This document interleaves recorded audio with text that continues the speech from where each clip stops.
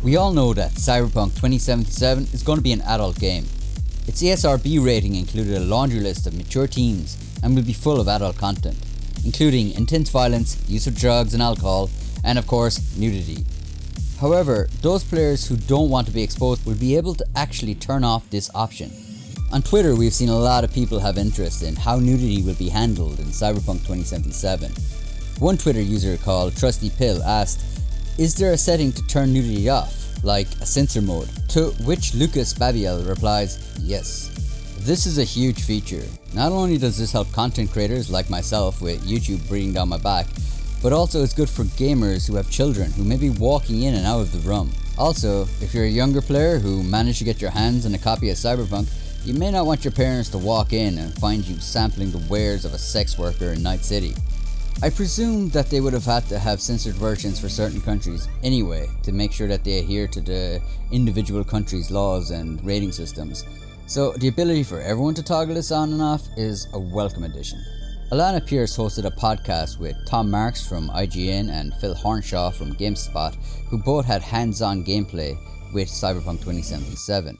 This podcast covers a lot of things, but also touches off how the game is going to handle this adult theme and romance options in the game. Phil said he saw a lot of nudity in his playthrough of the game. Although he didn't say he saw any male nudity, Tom did confirm that there was male nudity in the character creation. So maybe it's just because Phil was playing as a male V instead of a female V, and that's what his choices led to. One part in the podcast I thought was hilarious is that Tom talks about how he started one side quest where he thought he was just going to deliver a package somewhere, and he walks into a room and is immediately into a sex scene. The sex scenes are all in first person, by the way, and he says although he didn't get any health perks afterwards, he was rewarded with a dildo and a bat as a melee weapon. So we really could be walking around with a crazy arsenal in Night City. Phil did say that if you have seen nudity in The Witcher 3, that it's not too far removed from what you would have experienced in that game. In a video released by GameStop, that same journalist Phil Hornshaw shares some more details on how relationships and sex will work in Cyberpunk.